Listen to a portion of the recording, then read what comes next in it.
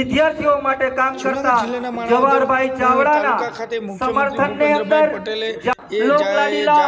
મૃદુ કર્મઠ હસમુખા મુખ્યમંત્રી શ્રી ભૂપેન્દ્રભાઈ પટેલ આપણી વચ્ચે ઉપસ્થિત થઈ ચૂક્યા છે।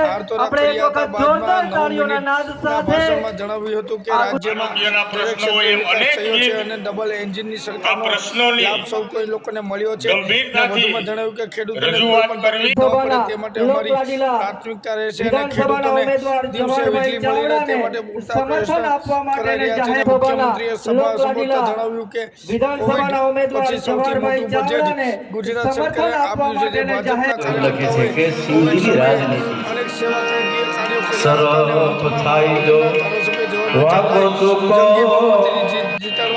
આખો પરિવાર જે શિવનો છે આમ તમે જોવો તો એના ભેરા જેટલા છે એટલે એકબીજાના બાપે મેળવે છે। ડબલ એન્જિનની સરકારનો લાભ મળ્યો છે અને ખેડૂતોને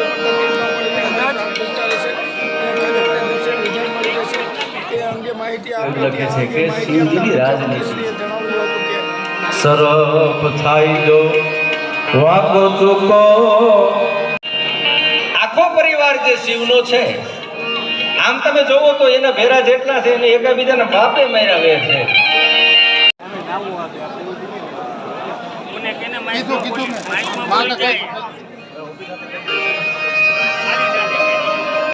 ગમે ત્યારે ગમે એવો પ્રસંગ હોય હાસ્ય સાથેની વાત અને દ્રઢ સંકલ્પ સાથેની એમની વાત હોય છે।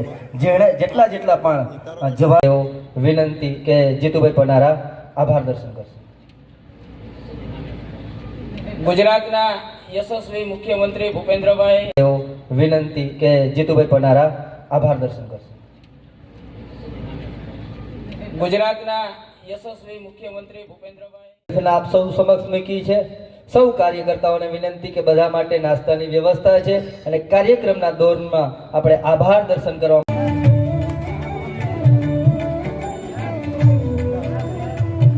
આ તકે જિલ્લા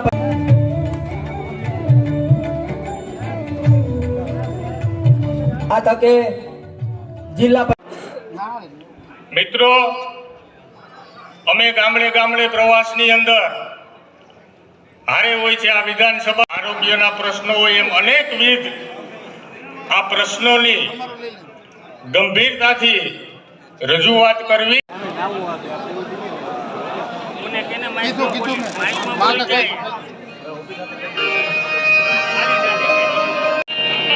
આખો પરિવાર જે શિવનો છે આમ તમે જોવો તો એના ભેરા જેટલા છે એટલે એકબીજાના બાપે મેળવે છે।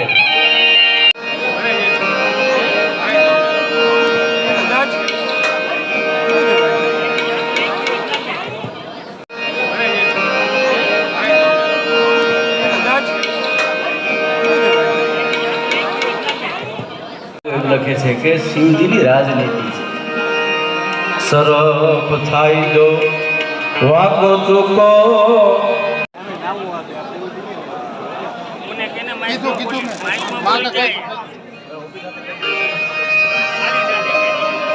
રાખી અને ચાલતી સરકાર છે।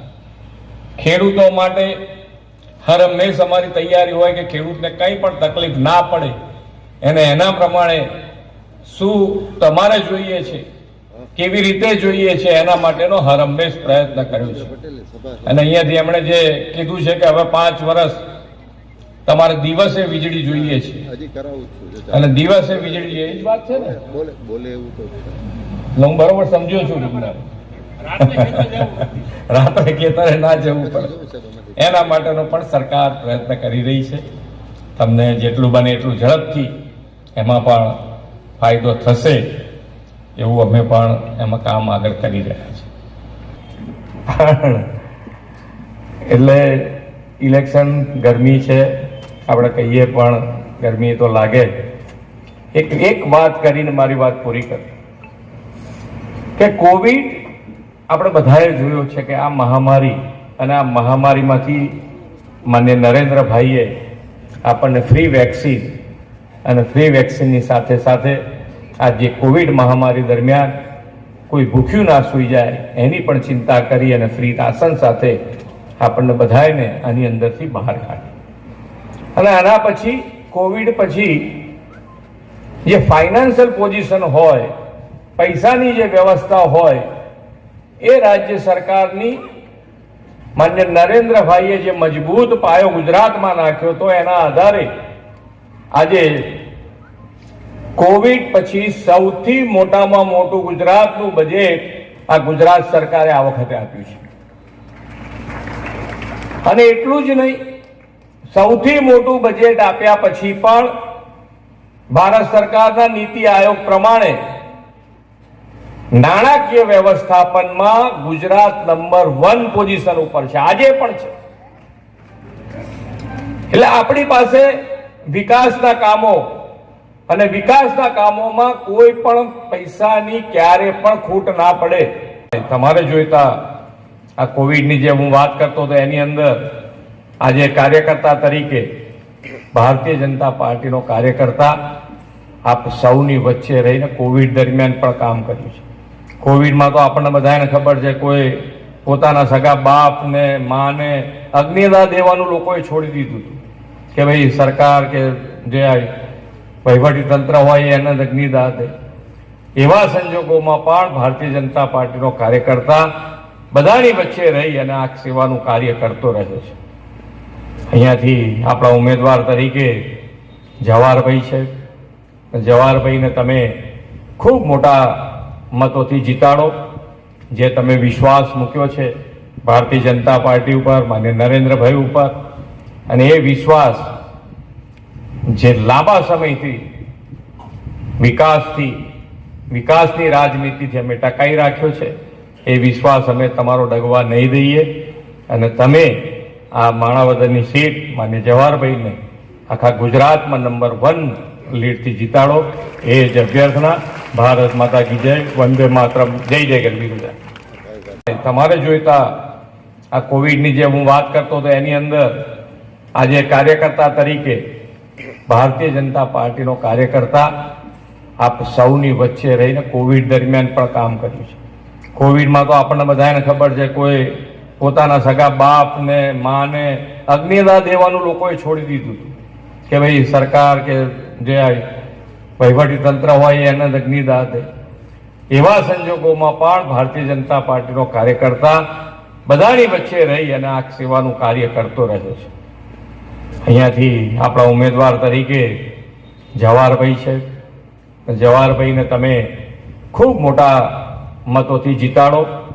જે તમે વિશ્વાસ મૂક્યો છે ભારતીય જનતા પાર્ટી ઉપર, માન્ય નરેન્દ્રભાઈ ઉપર, અને એ વિશ્વાસ જે લાંબા સમયથી વિકાસની રાજનીતિથી અમે ટકાઈ રાખ્યો છે, એ વિશ્વાસ અમે તમારો ડગવા નહીં દઈએ. અને તમે આ માણાવદરની સીટ માન્ય જવાહરભાઈને આખા ગુજરાતમાં નંબર 1 લીડથી જીતાડો. એ જ અભ્યર્થના. ભારત માતા કી જય. વંદે માતરમ. જય જય ગરવી. તાજેતરમાં ગુજરાત વિધાનસભાની ચૂંટણીની તારીખો જાહેર થતાની સાથે સાથે દરેક પક્ષે પોતાના ઉમેદવારની પસંદગી કરવા માટે થઈને સેન્સ લીધી હતી. અને સેન્સ લીધા બાદ આ ચૂંટણીની તારીખો જાહેર થયા બાદ દરેક પક્ષે દરેક જિલ્લામાં પોતાના ઉમેદવારો લિસ્ટ જાહેર કરી દીધા હતા. જ્યારે આ ગુજરાત વિધાનસભાની ચૂંટણીને ધ્યાને રાખી ગુજરાત ભારતીય જનતા પાર્ટી દ્વારા જૂનાગઢ વિધાનસભાના ઉમેદવાર તરીકે સંજયભાઈ કોરડિયાની પસંદગી કરી હતી. જ્યારે આજરોજ જૂનાગઢના ઝાંઝડા રોડ ખાતે ખાકીનગર ખાતે એક સભા યોજાઈ હતી. જ્યારે જૂનાગઢ વિધાનસભાની બેઠકના ઉમેદવાર સંજયભાઈ કોરડિયાના સમર્થનમાં જે ભવ્ય સભા યોજાઈ હતી. જ્યારે ઝાંઝડા રોડના ખાકીનગર ખાતે યોજાયેલી સભામાં યુપીના નાયબ મુખ્યમંત્રી શ્રી બ્રિજેશભાઈ પાઠક અને બિહારના ભાજપના આગેવાન પણ હાજર રહ્યા હતા. અને દરેક આગેવાનોએ નાયબ મુખ્યમંત્રી શ્રી બ્રિજેશભાઈ પાઠક અને બિહારથી આવેલા ભારતીય જનતા પાર્ટીના આગેવાન શ્રીએ પણ સંજયભાઈ કોરડિયાના વિધાનસભાના બેઠકના ઉમેદવાર શ્રી સંજયભાઈ કોરડિયાને જંગી બહુમતીથી વિજય બનાવવા જૂનાગઢની જનતાને અપીલ કરી હતી. અને ભારતીય જનતા પાર્ટીના દરેક બહારથી આવેલા મહાનુભાવોએ પોતાના વક્તવ્યમાં આકરા પ્રહાર સાથે માહિતી આપતા જણાવ્યું હતું કે જંગી બહુમતી આપણે મતદાન કરવાનું છે અને 100% મતદાન કરવાનું છે. એટલી જ વિનંતી. ભારત માતા કી જય. વંદે. હું જૂનાગઢના મેયરશ્રીને વિનંતી કરીશ કે ભારત માતા કી વંદે. વિધાન ઉમેદવાર શ્રી સંજય હું સંજયભાઈ મળવાને વિનંતી કરીશ. ભારત માતા કી વંદે વંદે. આભાર. का सम्मान करे.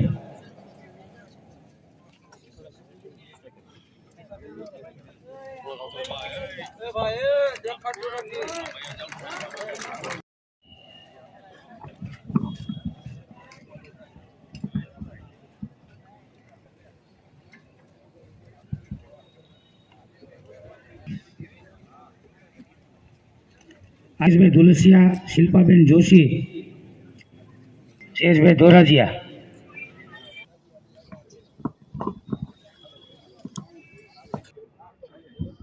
ज्योतिबेन वासाणी ने विनंती करूं.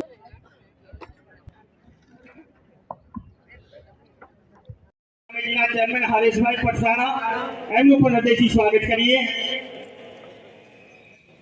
આજુબાજુમાં ઉભેલા દરેક ભાઈઓ પોતાનું સ્થાન લઈ લેશે તેવી અત્રેની પ્રાર્થના સાથે વિનંતી કરો.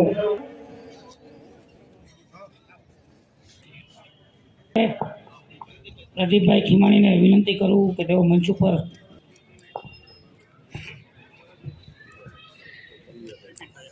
કેડી પંડ્યા સાહેબને વિનંતી કરું કે તેઓ મંચ.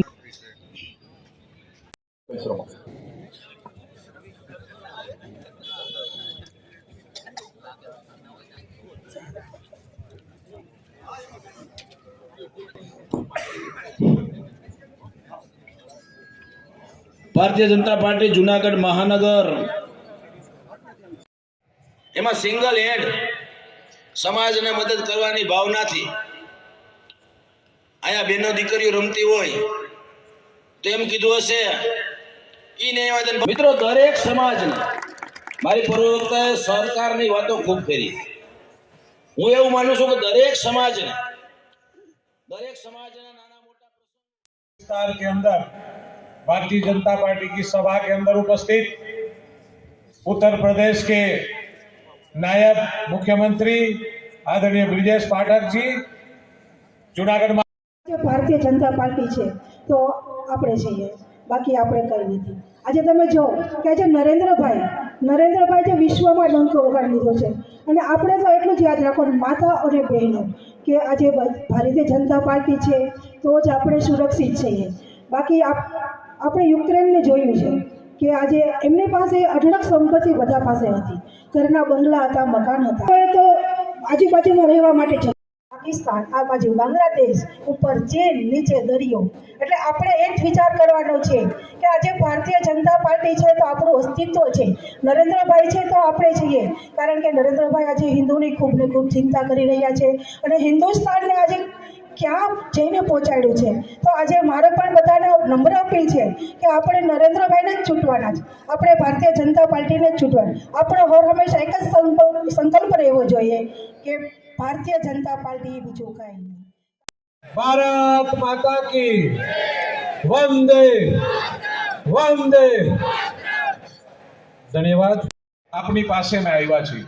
મિત્રો, આપણે બધાને ખબર છે કે ભારતીય જનતા પાર્ટીએ આ દેશના વિકાસ માટે, આ રાજ્યના વિકાસ માટે, આ જૂનાગઢના વિકાસ માટે શું શું કર્યું છે. ઘણી વસ્તુ બાકી હશે પણ છેલ્લા 27 વર્ષથી આ રાજ્યની અંદર ભારતીય જનતા પાર્ટીનું સન્માન કે જે રીતે તમે મતદાન આપી અને રાજસત્તા માટે તમે મતદાન આપી અને સરકાર બનાવી છે, એ આપ સૌનો વિશ્વાસ, આપ સૌનો ભરોસો, એ 27 વર્ષ સુધી ભારતીય જનતા પાર્ટીએ આ રાજ્યની અંદર શાસન કર્યું છે. અને આવનાર દિવસોની અંદર પણ અમને ભરોસો છે કે આ વખતે પણ ભારતીય જનતા પાર્ટીની સરકાર અહીં આપ સૌનો વિશ્વાસ છે. મિત્રો, જ્યારે જૂનાગઢની પણ ગયા વખતે આપણી કંઈક ભૂલથી, આપણી કંઈક ચૂકથી કમળ ચૂકાઈ ગયું હતું અને એક કમળ ફરીથી ખીલે એ પ્રયત્નો આપ સૌએ કરવાના છે. મિત્રો, કાર્યકર આગેવાનો, ભાઈઓ બહેનો, ચૂંટણી આવે અને લોકશાહીના પર્વની અંદર દરેક પાર્ટીને પોતાનો વિચાર રજૂ કરવાની અને મત માગવાનો અધિકાર હોય છે. જ્યારે ભારતીય જનતા પાર્ટીએ ઉમેદવાર ઉપર, મારા ઉપર જ્યારે ભરોસો મૂક્યો છે, ત્યારે જે પાર્ટીની પ્રણાલી છે, પાર્ટીનું શિસ્ત છે, અને પાર્ટીના કાર્યકરની નિષ્ઠા છે એ એટલા માટે જોવી જરૂરી છે કારણ કે 46 ઉમેદવારો પાર્ટી માંગતા હતા. પાર્ટીએ જ્યારે મારા ઉપર ભરોસો મૂક્યો છે ત્યારે એવું નથી કે હું સક્ષમ છું. દરેક કાર્યકર સક્ષમ છે ભારતીય જનતા પાર્ટીનો કે પોતાના વિધાનસભા વિસ્તારની અંદર વિધાનસભાનું નેતૃત્વ કરી શકે એવો ભારતીય જનતા પાર્ટીનો દરેક કાર્યકર તાકાતવર છે. જ્યારે મારા ઉપર ભરોસો મૂક્યો છે ત્યારે એ પછીના 45 જે ઉમેદવારો હતા માગણીદારો એ મારી સાથે ખંભો ખંભાવી મિલાવીને કામ કરી રહ્યા છે. એ ભારતીય જનતા પાર્ટીની શિસ્ત છે, ભારતીય જનતા પાર્ટીના સંસ્કાર છે. પુત્ર આદરણીય શ્રી નરેન્દ્રભાઈ મોદી જ્યારે ગુજરાતના મુખ્યમંત્રી હતા અને એ ગુજરાતના મુખ્યમંત્રી તરીકે આ રોપવેનો જે પાયો નાખ્યો હતો એ કામ ભારતીય જનતા પાર્ટીની સરકારે કર્યું છે અને એ રોપવે નરેન્દ્રભાઈ વડાપ્રધાન બન્યા પછી એ રોપવે શરૂ કર્યું છે. આ કામ ભારતીય જનતા પાર્ટી કર્યું છે. મિત્રો, બીજી વાત આપણે કરી કે હોસ્પિટલ અને મેડિકલ કોલેજ, આ જુનાગઢની આપણે વાત કરી છે તો 750 કરોડની ખર્ચે નરેન્દ્રભાઈએ જ આપેલી આ હોસ્પિટલ અને મેડિકલ કોલેજ આનંદીબેનના રાજની અંદર ફરીથી આ શરૂ થઈ હતી. એ ભારતીય જનતા પાર્ટીએ જુનાગઢની અંદર આપ્યું છે. અત્યારે રોપવે જે રીતે ચાલી રહ્યો છે ને ટુરિઝમ જે રીતે ડેવલપમેન્ટ થઈ રહ્યું છે, આવનાર દિવસોની અંદર જુનાગઢની જે પણ અપેક્ષાઓ હશે એ અમે ભારતીય જનતા પાર્ટીની ટીમ એ આપણી અપેક્ષા મુજબનું જુનાગઢ બનાવવાના તમામ પ્રયત્નો કરશે. કંઈક કામો આવવાના છે મિત્રો, કામો થશે એટલે કંઈક પ્રશ્નો આવશે અને અપેક્ષાઓ એટલી ઘણી વખત અમારા નાના કાર્યકરો એવું કહેતા હોય કે લોકો ખૂબ જ અપેક્ષાઓ રાખે છે. હું તમને એટલા માટે કહું છું, અપેક્ષાઓ એટલા માટે રાખે છે કાર્યકરોને મેં કહી છે કે એને આપણા ઉપર ભરોસો છે, ભારતીય જનતા પાર્ટીના કાર્યકરો ઉપર ભરોસો છે, ભારતીય જનતા પાર્ટીની સરકાર ઉપર ભરોસો છે કે અમે આપેલું કામ, અમે સોંપેલું કામ આ ભારતીય જનતા પાર્ટીની સરકાર કરશે એ વિશ્વાસ છે એટલે આપણે એ લોકો કામ આપે છે. ઐતિહાસિક નગરી છે, આપણે આને ટુરિઝમ ક્ષેત્રે, એમને એક ઔદ્યોગિક ક્ષેત્રે અને એક શૈક્ષણિક ક્ષેત્રે આપણે આગળ વધારવું છે. મિત્રો, આવડા નાના સિટીની અંદર 4 યુનિવર્સિટી જુનાગઢની અંદર છે, 2 પ્રાઇવેટ યુનિવર્સિટી ને 2 સરકારી યુનિવર્સિટી. 4 યુનિવર્સિટી સરકારે, ગુજરાતની ભારતીય જનતા પાર્ટીની ભૂપેન્દ્રભાઈની સરકારે આ જુનાગઢને આપી છે. આનાથી મોટું યોગદાન સરકાર આપણે શું આપી શકે એવી અપેક્ષા ખાતરી આપી છે. મિત્રો, જુનાગઢને કોઈ પણ જાતના ક્રાઇમથી મુક્ત કરવા માટે, જુનાગઢને એક સુંદર નગરી બનાવવા માટે, આપણી અપેક્ષાનું જુનાગઢ બનાવવા માટેના તમામ પ્રયત્નો કરશી. અને હું 1 તારીખે તમને વિનંતી કરું છું કે મોટા પ્રમાણમાં, ખૂબ જ મોટા પ્રમાણમાં મતદાન ભારતીય જનતા પાર્ટીના સમર્થનમાં થાય. અને અહીંયા રહેતા આપણે બધા ગ્રામ્ય વિસ્તારના લગભગ રહેવાસીઓ છીએ. મારે આપ સૌને વિનંતી કરવી છે કે 5 જુનાગઢ જિલ્લાની વિધાનસભામાં જ્યાં પણ આપણા સગા વાલા સંબંધી હોય ત્યાં 5 જુનાગઢની વિધાનસભાની અંદરથી ભારતીય જનતા પાર્ટીના ઉમેદવારનો ભવ્ય વિજય થાય અને 5 કમળ આ જિલ્લાના ગાંધીનગર મોકલો એવી સૌને વિનંતી છે. આભાર. વંદે માતરમ. ભારત માતા કી જય. જય જય કરી ગુજરાત. भारत माता के भारतीय जनता पार्टी के प्रत्याशी आदरणीय संजय भाई के समर्थन में इस विशाल जनसभा में उपस्थित आदरणीय प्रदीप भाई जी, गुजरात विधानसभा का चुनाव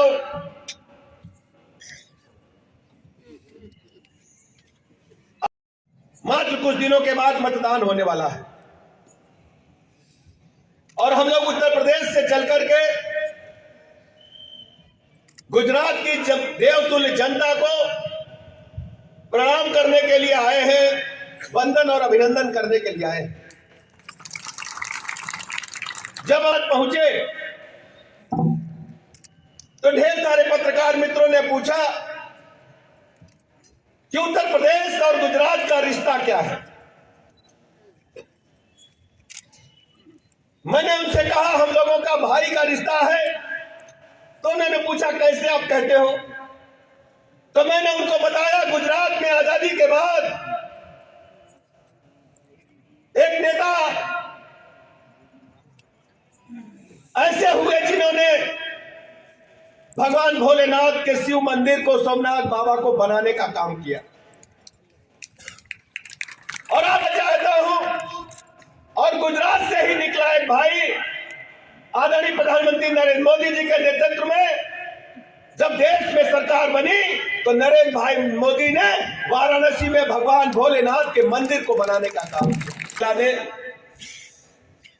भगवान भोलेनाथ का सोमनाथ में जब मंदिर बनकर तैयार हो गया, जीर्णोद्धार हो गया,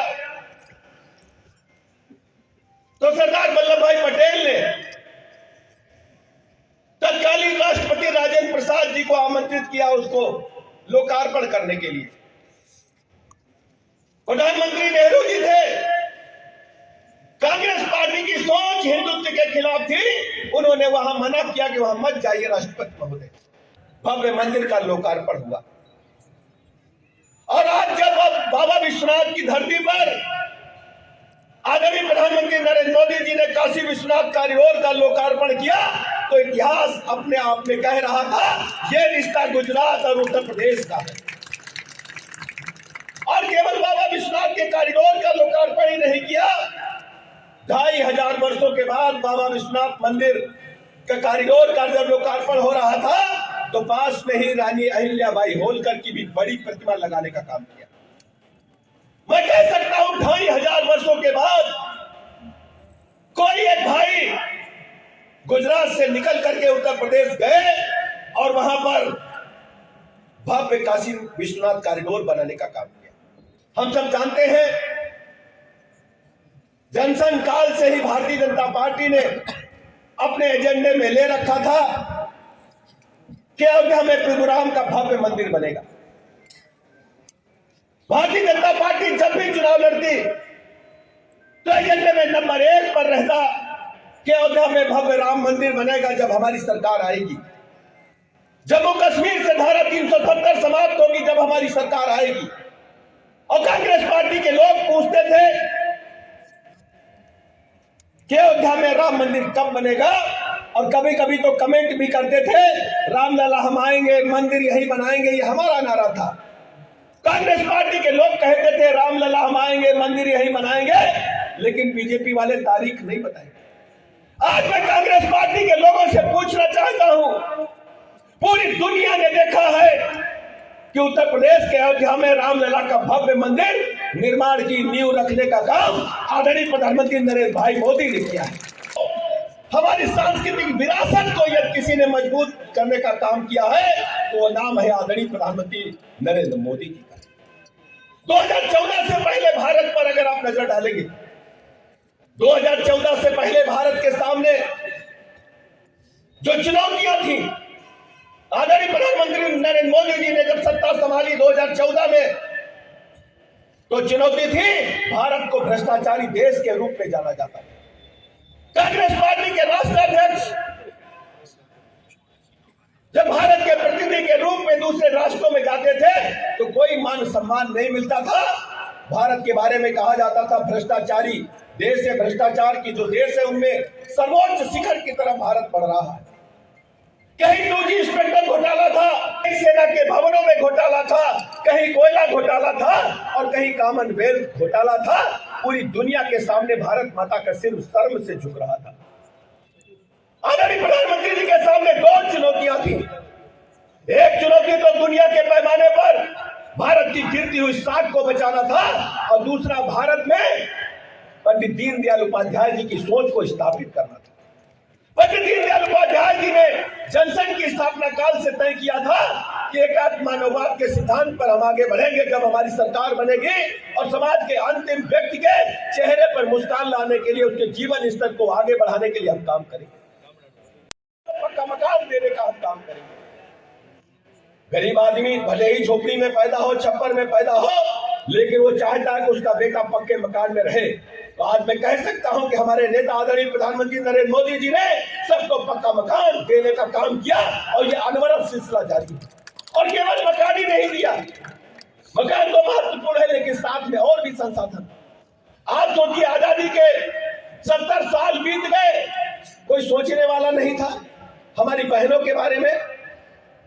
अगर दिन में दोपहर में कोई पेट खराब हो जाए हमारी बहन को, हमारे बुजुर्ग को, हमारे बच्चों को, तो शाम को हम इंतजार करते थे सूर्यास्त हो जाए तो हमारी बहन शौचालय के लिए जाने का काम सड़क के किनारे, खेत के किनारे करती थी, से झुक जाता था। किसी ने नहीं सोचा, ये सोचा तो आदरणीय प्रधानमंत्री नरेंद्र मोदी जी ने पूरे देश के गरीबों को निःशुल्क शौचालय देने का काम किया। शौचालय ही नहीं दिया, शुद्ध पेयजल। सबको पता है कि ज्यादातर बीमारियां पीने के पानी से होती हैं। पूरे देश के लोगों को जल जीवन मिशन ला करके नल से जल देने का काम अनवरत रूप से जारी है। मैं कह सकता हूं आने वाले कुछ वर्षों में घर घर, एक एक घर में पूरे देश में नल से जल निकलेगा। ये आदरणीय प्रधानमंत्री नरेंद्र मोदी हो जाए, किडनी लीवर फेल हो जाए तो सबसे पहले बहनों के गहने बिकते थे, फिर गरीब का घर बिकता था, फिर खेत बिकते थे। दुनिया की सबसे बड़ी योजना आयुष्मान भारत के नाम से प्रधानमंत्री जी ने लॉन्च की और हर गरीब को 5 लाख तक का निःशुल्क इलाज देने का काम इस देश में आदरणीय प्रधानमंत्री नरेंद्र मोदी जी। किसान भाई हमारे एजेंडे में है। किसानों के नाम पर राजनीति होती थी, लेकिन प्रधानमंत्री जी ने किसान सम्मान निधि ला करके हर किसान के खाते में 6,000 रुपया डायरेक्ट डालने का काम किया। बैंक के बड़े बड़े आदमियों के लिए होती थी, उद्योगपतियों के लिए होती थी, नौकरी पेशेदार लोगों के लिए होती थी, लेकिन जनधन स्कीम लाए। कोरोना काल नहीं था, प्रधानमंत्री जी की सोच देखिए। कोरोना काल में जब करोड़ों बैंक में जनधन खाते खुल गए जीरो बैलेंस के आधार पर, और कुदरत का ये कहर भारत पर टूटा। आया तो चाइना से था, लेकिन भारत पर टूटा, कोरोना महामारी आ गई। हम सब जानते हैं दुनिया में जब 100 साल पहले कोरोना से बड़ी बीमारी आई थी, महामारी से कम लोग मरते हैं, भूखमरी से अधिक लोग मरते हैं। बीमारी का भी इलाज किया, मास्क नहीं बनते थे इंडिया में, हमारे पास पीपी किट नहीं बनती थी, हमको दवाइयां उपलब्ध नहीं थी, हमारे पास बेड नहीं थे, हमारे पास ऑक्सीजन के बेड नहीं थे, हमारे पास वेंटिलेटर नहीं थे। लॉकडाउन लगाकर सारा इंतजाम किया, बेड बनवाए, पीपी किट बनाया, मास्क बनवाए, हॉस्पिटल बनवाए, और लोगों को जब अमेरिका इंग्लैंड में टीका लगा तो भारत के लोगों को भी 2-2 टीके देने का काम आदरणीय प्रधानमंत्री नरेंद्र मोदी।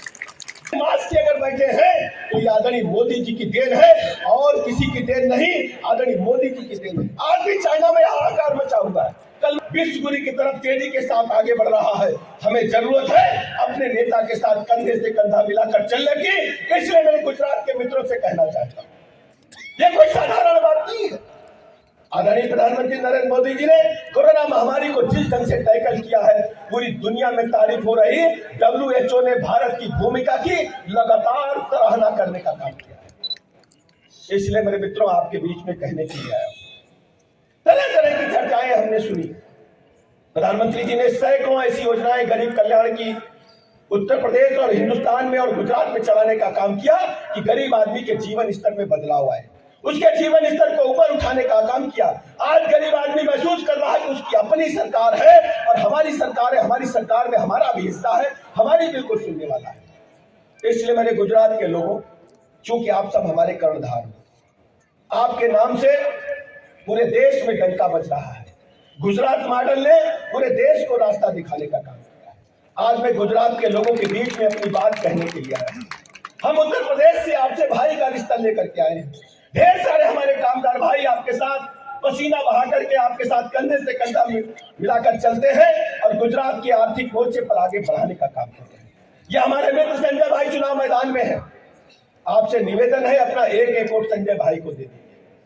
कमल वाले खाने के आगे बटन दबाकर दे दीजिएगा, क्योंकि संजय भाई की जीत आदरणीय प्रधानमंत्री नरेंद्र मोदी जी की जीत है, अमित शाह जी की जीत है। करना चाहिए, यह कोई साधारण बात नहीं। पूरी दुनिया गुजरात के चुनाव की तरफ देख रही है। कुछ दिनों के बाद रिजल्ट आ जाएगा। तरह तरह के प्रत्याशी चुनाव मैदान में है और वो कांग्रेस पार्टी भी चुनाव मैदान में है जो भ्रष्टाचार के आतंक में डूबी हुई है। आपको पता है, गुजरात से निकले एक नेता ने देश से अंग्रेजों को भगाने का काम किया। गुजरात के पोरबंदर से और पूरे देश से अंग्रेजों को भगाने का काम किया था कि नहीं किया था? और गुजरात के वडनगर से निकला एक गरीब चाय वाले के बेटे ने हिंदुस्तान से कांग्रेस मुक्त कराने का काम किया है। मैं इसलिए मेरे मित्रों कहना चाहता हूं, हमको बिल्कुल लापरवाही नहीं करनी है। एक वोट कमल वाले खाने के आगे बटन दबा करके आदरणीय प्रधानमंत्री नरेंद्र मोदी जी को देना है, गुजरात को देना है, गुजरात को मजबूत करना है और इतना मजबूत करना है कि विपक्षी दल चुनाव लड़ने के बारे में न सोचे। आप चुनाव मैदान में हैं, मेरे मन में अचानक ही मुहावरा याद आ रहा है, सू बोले तो बोले, चलनी क्या बोले, जिसमें 72 छेद हमारे गांव में कहते हैं। कांग्रेस पार्टी भ्रष्टाचार के आकंठ में डूबी हुई और आम आदमी पार्टी ने क्या किया? दिल्ली में शराब घोटाला किया कि नहीं किया? पूरे अखबारों की सुर्खियां हैं, गरीबों को मेहनत मजदूरी का पैसा। लेकिन मुझे पूरा भरोसा है गुजरात के भाइयों बहनों पर कि सब लोग कमल को अपनाएंगे और कमल वाले खाने के आगे बटन दबाकर गुजरात में ऐतिहासिक प्रचंड बहुमत की भारतीय जनता पार्टी की सरकार बनाएंगे। ये जीत आदरणीय प्रधानमंत्री नरेंद्र मोदी जी की जीत है। आज उत्तर प्रदेश में भारतीय जनता पार्टी के खिलाफ लड़ने वाली पार्टियां ढूंढने नहीं मिल रही। वहां भी लगातार चुनाव हो रहे हैं, अभी 3 उपचुनाव चल रहे हैं। वहां भी मैं कल एक नॉमिनेशन करा के मुजफ्फरनगर से आ रहा हूं। समाजवादी पार्टी मुख्य विपक्षी दल के रूप में है, लेकिन मैं दावे के साथ कहता हूं, जितनी बार भी उत्तर प्रदेश में चुनाव हुए हैं, 14 में हम जीते हैं, 17 में हम जीते हैं, 19 में हम जीते हैं, 22 में ऐतिहासिक जीते हैं और सभी उपचुनाव में लगातार भारतीय जनता पार्टी आदरणीय मोदी जी के कुशल मार्गदर्शन में जीतने का काम कर रही है। अपने घरों से निकल करके एक एक वोटर के पास जाइए और उन्हें समझाने का काम करिए कि हमारे भाई आदरणीय प्रधानमंत्री नरेंद्र मोदी जी को हमें मजबूत करना है, कमल चुनाव चिन्ह को अपनाना है। 2 बातें और कहना चाहता हूं।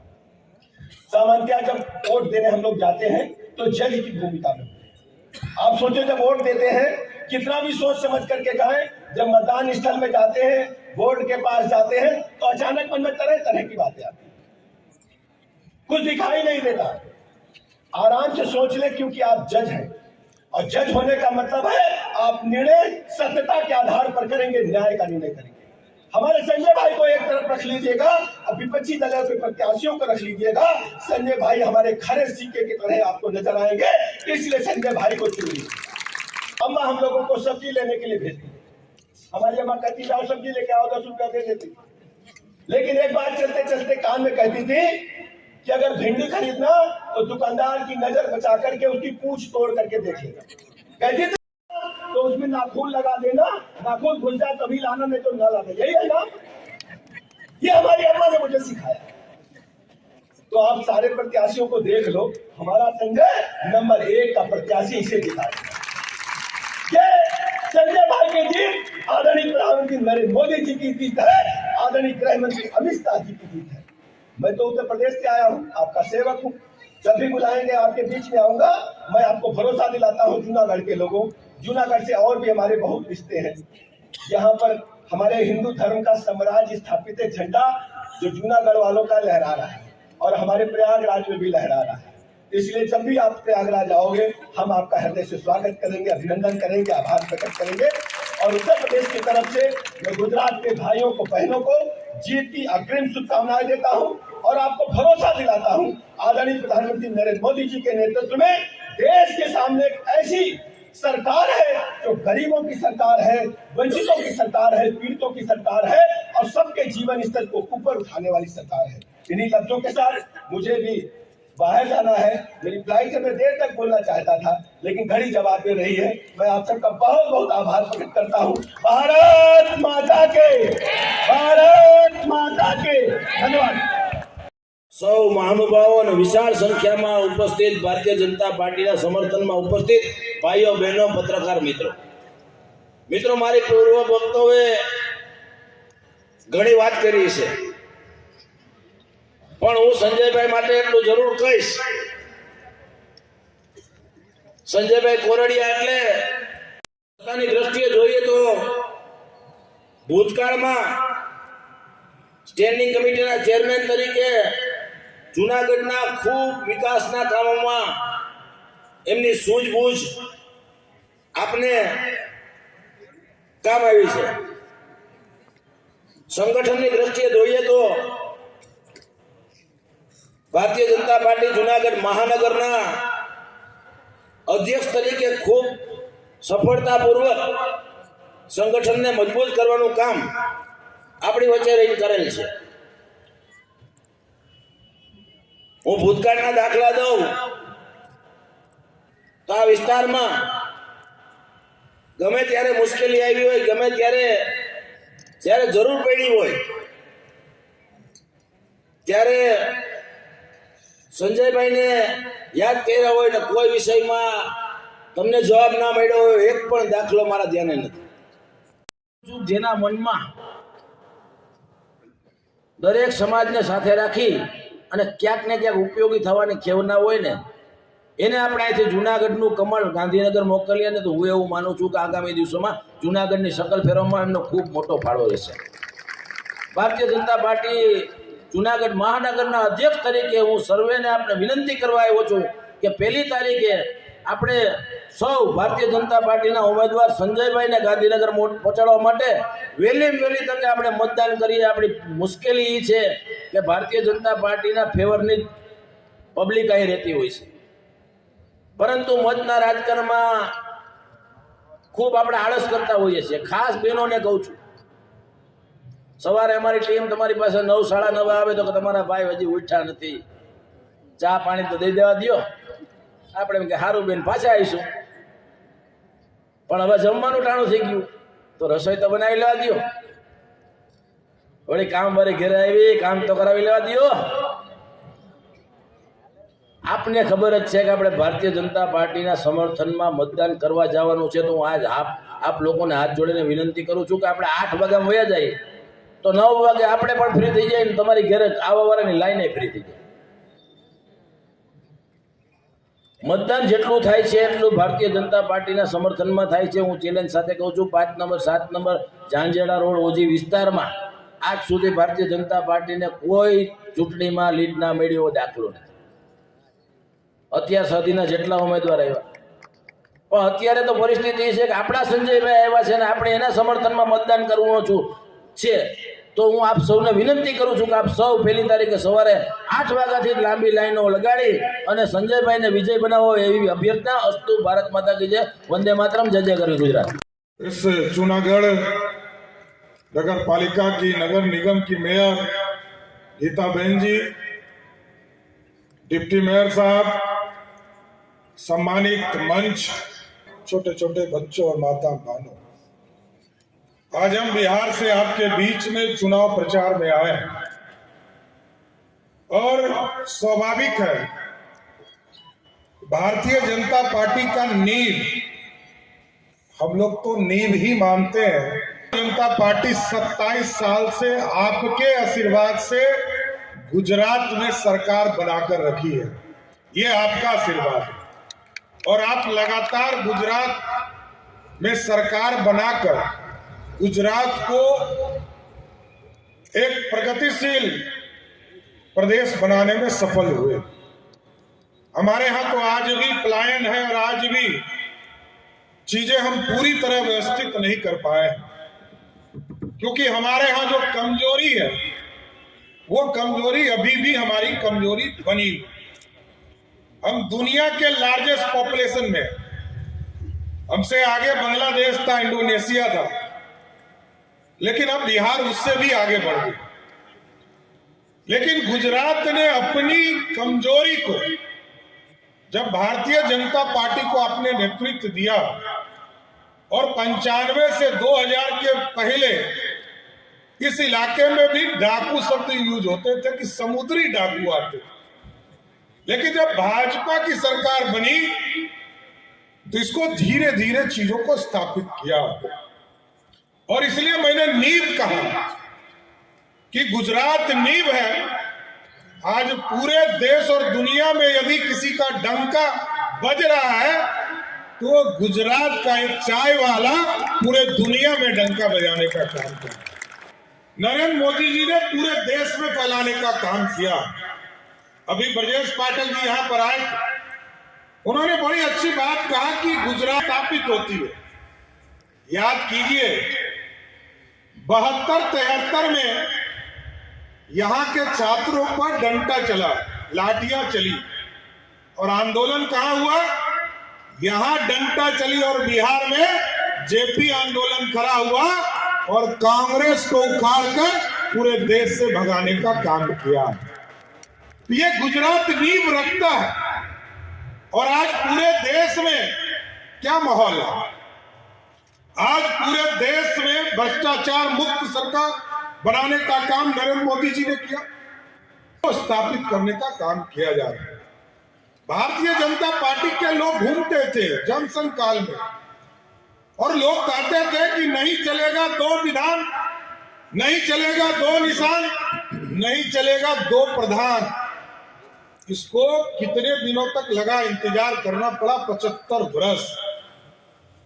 और आपने जो यहां से नेतृत्व भेजा, आज मैं बड़े गर्व से कह सकता हूं कि जूनागढ़ के लोग भी यदि कश्मीर में जमीन खरीदना चाहते हैं तो गुजरात के सरकार के साथ कश्मीर की सरकार भी आपका स्वागत करेगी कि आप आइए और यहाँ जमीन खरीदिए। और 370 सिर्फ एक कानून नहीं था। हम तो धन्यवाद देना चाहते हैं नरेंद्र मोदी जी को, देश के यशस्वी प्रधानमंत्री हैं, देश के गृह मंत्री आदरणीय अमित शाह जी, जिन्होंने एक झटके में कांग्रेस के लोगों ने, पीडीपी के लोगों ने कहा कि खून की नदियां बह जाएंगी, और अमित शाह जी ने पार्लियामेंट में कहा कश्मीर के लिए यदि खून भी देना होगा तो कभी भी भाजपा का कोई कार्यकर्ता कभी पीछे हटने वाला नहीं। तो साथियों, आज बड़ा ही ऐतिहासिक कार्य हो रहे हैं। और याद कीजिए, कल तक कश्मीर में गोलियां चलती थी, हमारे सैनिकों के सर काट के जाए आतंकवादी चले जाते थे और हिंदुस्तान के सैनिक का हाथ बंधा हुआ रहा। क्यों? क्योंकि प्रधानमंत्री कुछ बोलते नहीं थे। जब तक श्रीमती गांधी स्विच नहीं दाबती थी तब तक मनमोहन सिंह कुछ बोलते थे, कभी नहीं बोलते। आज देश का प्रधानमंत्री क्या कहते हैं कि यदि के तरफ से तोप का गोला छोड़ो कि पाकिस्तान को ये पता होना चाहिए कि पाकिस्तान तुम हमारे बेटा हो, बाप मत बनो। पाकिस्तान हिंदुस्तान का बेटा ही है। इसलिए साथियों, हम आग्रह करने आए, यहाँ संजय जी उम्मीदवार है और लगातार जूनागढ़ के लोगों ने पहले भी हमारी भारतीय जनता पार्टी के उम्मीदवार को लगातार लंबे समय तक अपना साथ देने का काम किया है। और इस बार भारतीय जनता पार्टी अपने सारे रिकॉर्ड को तोड़ना चाहती है और हम आपको 27 का रिकॉर्ड आपने तोड़ा तो ये भी याद रखिएगा कि 127 का रिकॉर्ड टूटा कि हिंदुस्तान में नरेंद्र मोदी जी जो 300 पार किए हैं, 24 में 400 सीटों से अधिक देश में जीतने का काम करेंगे। यही संकेत है, गुजरात संकेत देता है। पिछले बार 99 का चक्कर लग गया था बिहार, वो गुजरात में लोग कभी जीतते थे कभी हारते थे, लेकिन धीरे धीरे चीजों को स्थापित करना है। और आपकी प्रेरणा से बिहार में भी आजादी के बाद कभी भी भारतीय जनता पार्टी का कमल नहीं खिला है और नरेंद्र मोदी पर पूरा भरोसा है बिहार को। और बिहार को परिश्रम उत्तर प्रदेश के लोग लगातार देश को स्थापित करने में लगे हैं। इसलिए साथियों, हम यही आग्रह करेंगे, निवेदन करेंगे कि जिस तरह नरेंद्र मोदी जी लगातार इस देश के कार्यों को आगे बढ़ाने का काम कर रहे हैं, हमारी जो गरीब बहनें हैं उनको उजाला योजना के माध्यम से उनके घरों तक गैस का चूल्हा पहुंचाने का काम किया गया, हेल्थ कार्ड बनाए गए, सॉइल हेल्थ कार्ड बनाए गए, सभी पार्लियामेंट सीटों पर मेडिकल कॉलेज की स्थापना की जा रही है। 543 पार्लियामेंट्री सीट है। और आपको जानकर आश्चर्य होगा कि पिछले 8 साल में जितने हॉस्पिटल बने इस देश में, 14 के पहले यदि 250 मेडिकल कॉलेज पूरे देश में थे तो आज लगभग 500 मेडिकल कॉलेज हमारे बनकर लगभग तैयार होने को तैयार है। और आगे भी टारगेट है कि 2024 के चुनाव के पहले एक पार्लियामेंट्री सीट पर एक मेडिकल कॉलेज की स्थापना नरेंद्र मोदी जी करना चाहते हैं। रोड सड़क तो हम लोग बना ही रहे हैं, हम गति से हम इलाज भी लोगों का कर सके।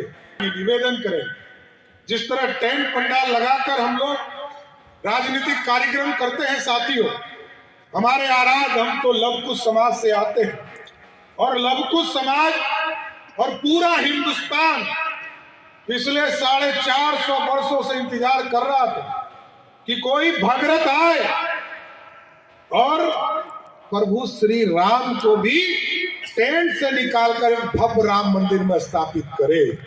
और इसको भी, इसकी शुरुआत तो हो गई, लोग कह रहे हैं कि शुरुआत तो हो गई, लेकिन हम आपको साधु संतों ने जो डेट तय किया है साथियों कि 14 जनवरी 2024 को प्रभु श्री राम को अभी एक भव्य राम मंदिर में स्थापित करने का काम किया जाएगा। उसी दिन से हम और आप सभी लोग पूजा करने के लिए अयोध्या में एक भव्य राम मंदिर में पूजा करने जा सकते हैं साथियों। तो ये बड़ा स्पष्ट है कि जो पार्टी, जो विचारधारा 1952 में डॉक्टर श्यामा प्रसाद संजय जी से नाराजगी हो सकती है, मेयर साहब से नाराजगी हो सकती है, लेकिन इस देश में यदि नरेंद्र मोदी अगले 20 वर्षों तक स्थापित रखना चाहते हैं कि नरेंद्र मोदी और अमित शाह की जोड़ी स्थापित रहे, तो यहाँ से संजय जी को जिताकर 1 तारीख को एक वोट देकर गुजरात विधानसभा भेजने का काम कीजिए। यही आग्रह करने आपके बीच में आया हूं कि क्योंकि गुजरात के विकास के लिए, गुजरात को समृद्ध और आगे बढ़ाने के लिए, गुजरात आज दुनिया करने के लिए आपको फिर से नरेंद्र मोदी जी को ताकत देनी पड़ेगी। जैसे ही आप संजय जी के सामने वाले कमल छाप को वोट देंगे, वैसे ही ताकतवर नरेंद्र मोदी होंगे। यही आग्रह करते हुए कि आपसे अपील करने आया हूं बिहार से। हम लोग बिहार में भी लड़ना शुरू कर दिए। जिस तरह आपने 1995 से यहाँ सरकार बनाई है, हम आपको आश्वस्त करते हैं कि बिहार की जनता ने भी इस बार लालू नीतीश को उखाड़ने के लिए संकल्प लिया है। 2024 और 25 में नरेंद्र मोदी जी के नेतृत्व में देश में 40 की 40 सीट बिहार से देने का काम करेगा और 25 में जब विधानसभा का चुनाव होगा, आप लोगों के आशीर्वाद से वहां भी कमल फूल का सरकार बनाने का काम हम लोग करेंगे। यही आग्रह करते हुए कि एक वोट संजय जी के नाम पर, नरेंद्र मोदी जी के नाम पर और अमित शाह जी के नाम पर देने का काम कीजिए और गुजरात में फिर से भारतीय जनता पार्टी की सरकार बनाने का काम कीजिए। बहुत बहुत धन्यवाद। एक विशाल जनसभा में जिस ढंग से लोगों ने जाति धर्म संप्रदाय से ऊपर उठ करके इस जनसभा में सैलाब के रूप में एकत्र हुए, मैं दावे के साथ कहता हूं यहां भारतीय जनता पार्टी के लोकप्रिय प्रत्याशी संजय भाई ऐतिहासिक वोटों से चुनाव जीतेंगे और गुजरात में प्रचंड बहुमत की भारतीय जनता पार्टी की सरकार बनेगी। सर, आपको क्या कहना, अभी आप 2 केशोद भी जाकर आए, यहाँ भी है सर, क्या लग रहा है आपको यहाँ पे? मैं कई विधानसभाओं में घूमा हूँ और मैं दावे के साथ कह सकता हूँ भारतीय जनता पार्टी प्रचंड बहुमत की सरकार बना रही है। कोई भी दल लड़ाई में नहीं है। हम 150 से अधिक सीटें जीतेंगे और प्रचंड बहुमत की सरकार बनाएंगे।